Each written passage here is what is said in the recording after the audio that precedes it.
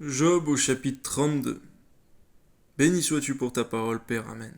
Ces trois hommes cessèrent de répondre à Job parce qu'il se regardait comme sage. Alors s'enflamma de colère Élihu, fils de Barakéel de Buz, de la famille de Ram. Sa colère s'enflamma contre Job parce qu'il se disait juste devant Dieu. Et sa colère s'enflamma contre ses trois amis parce qu'ils ne trouvaient rien à répondre, que néanmoins ils condamnaient Job.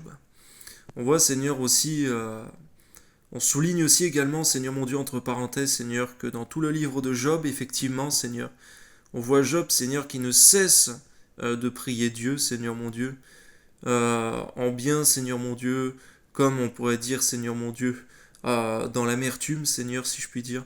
Et bien, ces quatre amis, non plus trois, mais quatre, qui étaient là, Seigneur mon Dieu, pour lui rappeler la parole de Dieu. Et bientôt cinq, Seigneur, on verra la cinquième personne, Seigneur, à s'adresser à lui aussi. Seigneur, je te remercie parce que c'est un petit peu comme si, dans ces légers égarements, Seigneur, lorsqu'il priait, Seigneur, euh, ou lorsqu'il se lamentait, Seigneur, eh bien, il y avait toujours ta parole qui était là, Seigneur mon Dieu, pour le rediriger, Seigneur. Que ton nom soit béni, Seigneur. Amen. Comme il était plus âgé que lui, ils étaient plus âgés que lui, Élihu avait attendu jusqu'à ce moment pour parler à Job. Mais voyant qu'il n'y avait plus de réponse dans la bouche de ces trois hommes, Élihu s'enflamma de colère. Et Élihu, fils de Barakel de Buz, prit la parole et dit : Je suis jeune, et vous êtes des vieillards. C'est pourquoi j'ai craint, j'ai redouté de vous faire connaître mon sentiment. Je disais en moi-même, les jours parleront. Le grand nombre des années enseignera la sagesse. Mais en réalité, dans l'homme, c'est l'esprit, le souffle du Tout-Puissant qui donne l'intelligence. Ce n'est pas l'âge qui procure la sagesse, ce n'est pas la vieillesse qui rend capable de juger. Voilà pourquoi je dis, écoute, moi aussi j'exposerai ma pensée. J'ai attendu la fin de vos discours, j'ai suivi vos raisonnements, votre examen des paroles de Job.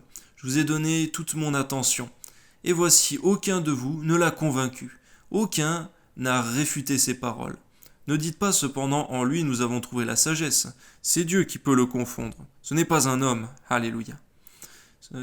Il ne s'est pas adressé directement à moi. Aussi lui répondrai-je tout autrement que vous. Merci parce que d'une part il a raison Seigneur et c'est vrai. De la même manière Seigneur ce ne sont pas nous-mêmes qui pouvons confondre les hommes mais c'est toi Seigneur Dieu Tout-Puissant. Amen. Ils ont peur, ils ne répondent plus. Ils ont la parole coupée. J'ai attendu qu'ils eussent fini leur discours, qu'ils s'arrêtassent et ne sussent que répliquer. À mon tour, je veux répondre aussi. Je veux dire aussi ce que je pense. Car je suis plein de paroles, l'esprit me presse au-dedans de moi.